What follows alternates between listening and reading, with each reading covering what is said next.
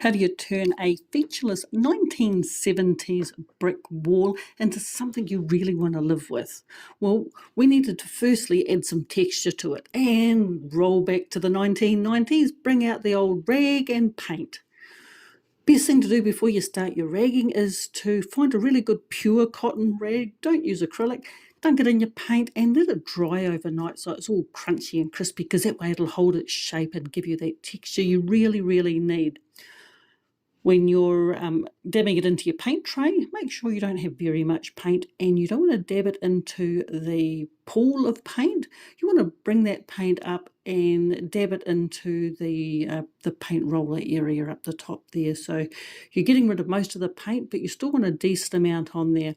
Make sure that you're moving your rag round as you go so you don't end up with the same pattern repeated. You need to turn your hand and fill in all of those little gaps. So the first thing we're going to do is we're going to go over that and create really good bold rag effect, and that's going to give us the depth that we need to be able to turn this featureless 1970s piece of art's wall into something that we really want to live with.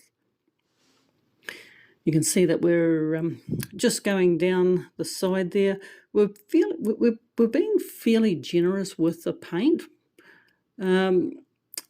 Try not to go too close. You really want to leave those gaps. It's a lot easier to fill in and add more paint, but you can't take it off when you if you go too much. So we don't want to have paint everywhere. We want that texture. They want the depth.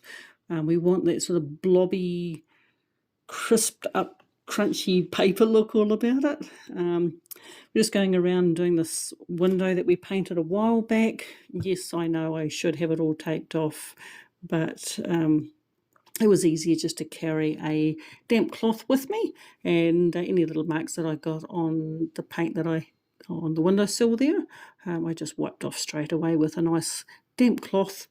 Again, just with water, don't use anything else. After we've covered the area that we want to in a really good effect, we pull out a stiff bristled brush and we keep it relatively dry. We don't want too much paint on it. We just want a bit of paint on the very, very tips. So just dunk it in a dry part of the paint tray. Once we've done that and the paint is thoroughly dry, we grab a roller and we keep it really, really dry. So there's almost no paint on it at all. You really have to roll it into your hand to get any paint on there.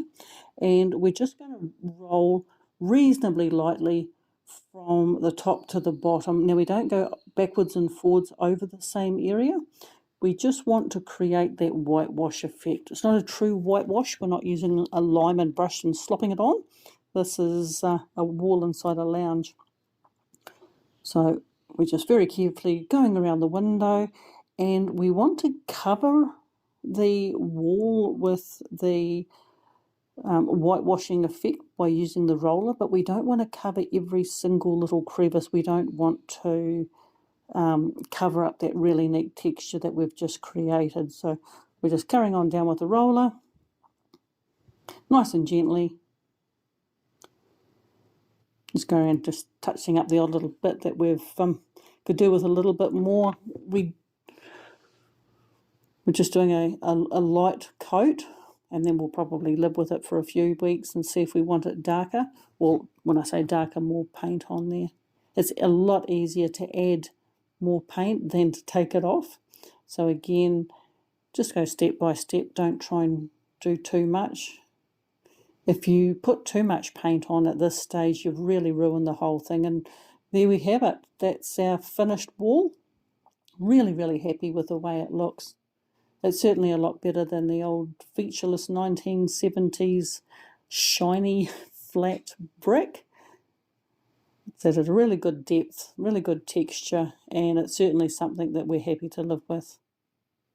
We haven't used any other finish, just paint.